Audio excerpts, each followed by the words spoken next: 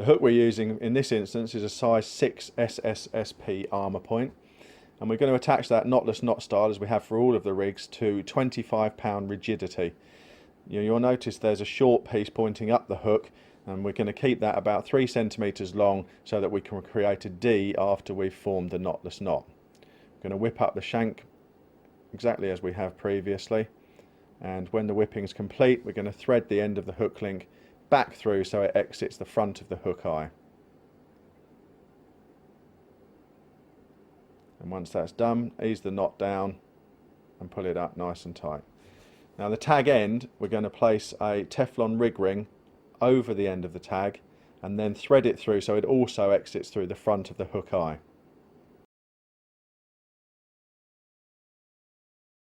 Next we trim it down so there's about 2 or 3 mil left, and then carefully, using a lighter, we're going to create a blob to secure everything in place. Now I like to protect the hook link and the whipping with my finger and thumb during this to make sure they cannot be singed. You need to take care and be careful doing this. Once that's melted down, extend the D out and shape it perfectly. I like to use the end of a tension bar to get the right shape.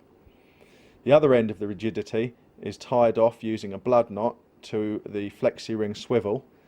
You can use as little as 2 turns on this material, it simply won't slip. It can be blobbed for extra security. As you can see here, trimming it down, leaving a 2 or 3 mil tag end, and then using the lighter it's blobbed off. Again, protect the areas you don't want to get burnt using your finger and thumb. You'll soon know if the flame gets too close. Place a gentle curve into the hook link, which creates a very good hooking angle, and that's the hook section perfectly finished.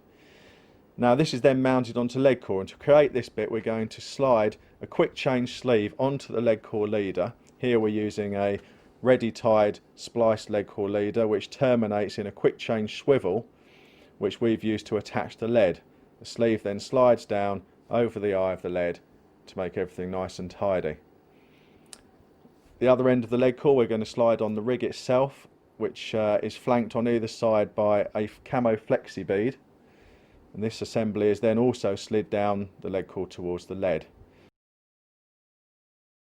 Lastly, a piece of camo silicone tubing, 0.75mm, about 20mm long, is slid onto the leg core using the lip close needle again, and is then slid all the way down to our required position.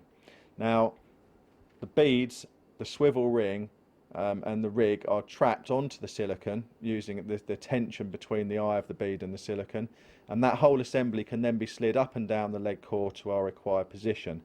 If we're fishing in deep silt, then it can be set further up away from the lead. In clear water it's sometimes best to fish it away from the lead, but for most fishing a distance of about 18 inches up from the lead is about right. Now the finished rig in situ looks something like this. You can see a really nice curve to the rigidity which creates fantastic hooking potential.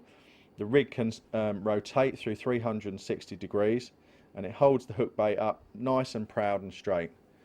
A very, very effective rig which is great for long distance fishing, and as we said before is completely anti-tangle.